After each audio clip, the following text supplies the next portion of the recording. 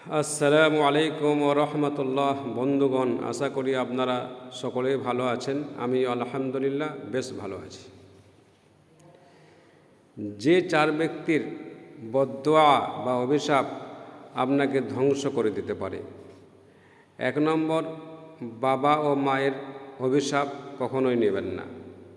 2 নম্বর, অসুস্থ ব্যক্তির অভিশাপ বা বদদোয়া কখনো নেবেন না। 3 নম্বর, ভিক্ষুক ব্যক্তির অভিশাপ কখনোই নেবেন না। অনেক সময় দেখা যায় ভিক্ষুককে অনেক সময় অনেকেই ঠাট্টা হাসি মজাক করে থাকেন তাদেরকে নিয়ে, কখনোই এটা করবেন না। 4 নম্বর, ঠকে যাওয়ার ব্যক্তির অভিশাপ কখনোই নেবেন না, খুব খারাপ, মারাত্মক। 5 নম্বর, শিক্ষক ও শিক্ষিকার অভিশাপ বা বদদোয়া কখনো নেবেন না। এই 5 ব্যক্তির বদদোয়া থেকে খুব সাবধান থাকবেন।